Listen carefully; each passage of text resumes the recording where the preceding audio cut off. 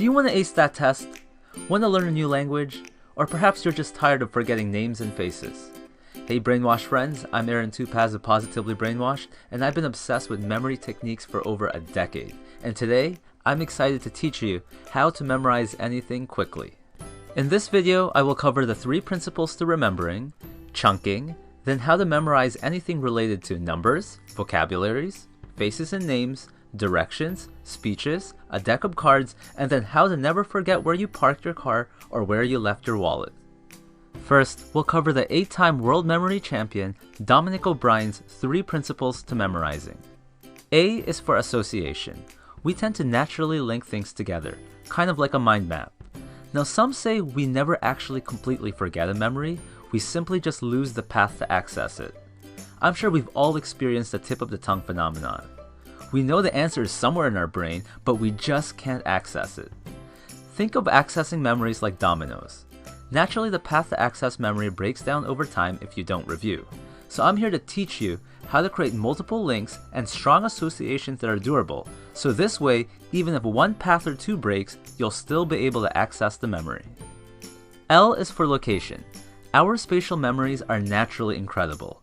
Think of all the rooms and places you visited in your life and how much you can remember about them. Because one of the greatest secrets to memory is to organize and store things we want to remember in familiar places. You can even store things in video games or places you made up. This is called the method of Loki or memory palace. I recommend you create at least 3 locations for short-term storage. These are places you will reuse and cycle through numerous times to store things you don't need to remember long-term, like a quick shopping list, or perhaps you got a girl's number at a bar and your phone happens to be dead. So for example, you can use your home. First, divide your home into at least 10 rooms or sections and number them from 1 to 10 in a way that you could logically visit an order in real life, or if you were Superman and could fly. Lastly, I is for imagination. People tend to remember funny, weird, violent, and sexual things. For me personally, I see a lot of naked people and R-rated stuff in my head all the time. But be creative and experiment to find out what works for you. Also, get as much of your 5 senses involved to create strong associations and to create various links. And an easy way to remember the 3 principles is by thinking of boxing legend Muhammad Ali. Next, what if I asked you to memorize these letters? Well, it would be much easier if you split them into FBI, CBS, IBM, and IRS. This is called chunking. Instead of trying to recall 12 elements, you have now reduced it to 4. Now using the concept of chunking, we're going to learn the peg system.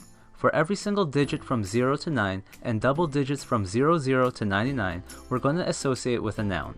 Now from experience, I suggest you use some living character or creature rather than an object. Then on top of that, give each noun a unique action or verb. For example, Santa Claus can be your number 25 because Christmas is on the 25th and his action could be giving a gift. James Bond can be 07 because he's 007 and his action is holding a gun. 14 can be Cupid because Valentine's Day is on the 14th and his action can be shooting an arrow. Now if you wanted to remember this number, you could split them up into chunks of 4 and use a noun-verb pattern. So you would see James Bond giving a gift to his twin who's aiming an arrow at Santa Claus who stole his gun. Then you would store the story in the first room of 10 that we created earlier. And if there are more numbers to memorize, you could store the next 12 in the second room and so on. This technique is what allowed me to memorize the first 3,000 digits of pi forwards and backwards once upon a time. You can use this to memorize anything from credit cards to the periodic table. And if you want to memorize hundreds of birthdays like me, you can create 12 rooms, 1 for each month. So if you wanted to remember that Donald Trump's birthday is June 14th, you would picture him in your 6th room somewhere, holding Cupid's arrow. Now it might take several days or more to complete your peg list and memorize it, but think of it as a one-time investment. And if you're a huge nerd like me, you can even complete the list for all triple digits to 999. You can even categorize them to make your life easier, like all my characters from 532 to 600 are from League of Legends. Next, you can use the method of Loki for learning languages. For example, I stored many of my vocabularies for Spanish in my high school. All the feminine words I stored inside, and all the masculine words I stored outside. For example, the Spanish word for meat is carne, which happens to be feminine. So I pictured a car with a big bird nest on the front hood in the cafeteria of my high school, with the wheels made of meat. Now for my other languages, I simply use different locations. Next is how to remember names and faces. For names, the easiest way is to associate that person with someone you already know with the same name. Picture that person you already know interacting with the new person you just met and store it in the very location you met them. But as always, make it creative, like perhaps they're flying or kissing or whatever. Now if the person's name is unique, then you'll have to be creative, like learning vocabularies for languages. As for remembering faces, you need to look at their features, then exaggerate them, and then associate that person with someone you know with the similar features. For example, I once met someone who had pointy ears named Mario, so I pictured him with Spock doing the Vulcan salute to Mario from Nintendo.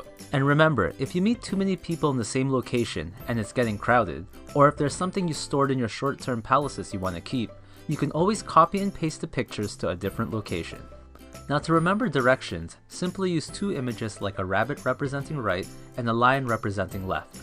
So if you had to remember the directions, turn right at the gas station, left at the stop sign, and then another left at Queen Street, you can picture in your first room, a rabbit hopping around a small gas pump station, then a lion jumping over a stop sign at your second, and then a lion about to attack a queen. These images can also be used as crumb trails or markers, like when you're exploring a new place and want to make sure you can find your way back. Now they say public speaking is the #1 fear. Well, fear no more. The method of Loki can be used to easily remind you what to say next, almost like cue cards. Like before, simply pick a location you're familiar with, like a park you've walked through many times, and then place as many pictures as necessary along the way to remind you what to say next. Now to remember a deck of 52 cards, it's pretty simple once you've completed your 0 to 99 list. You can simply use your first 40 numbers with every 10 representing a different suit. Then you just need to associate a character for the remaining 12 face cards. Perhaps your 4 best guy friends as the kings, 4 women who you think are hot as the queens, and 4 guys you hate as the jacks. So if you want to memorize a deck of 52 cards, you simply need 26 rooms where you place a noun and a verb in each room, or just 13 rooms if you want to place 4 cards in one room. Now when I first started, it would take me 8 minutes to remember a deck, but with enough practice, I once got it under 40 seconds. Also, as a bonus, try reciting it backwards by simply reversing the story.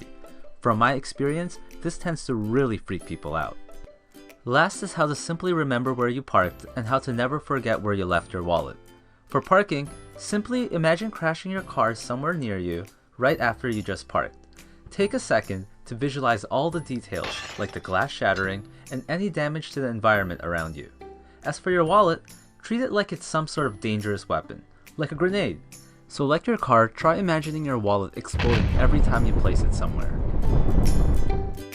And you can use this technique for your keys, phones, and whatever it is that we sometimes misplace.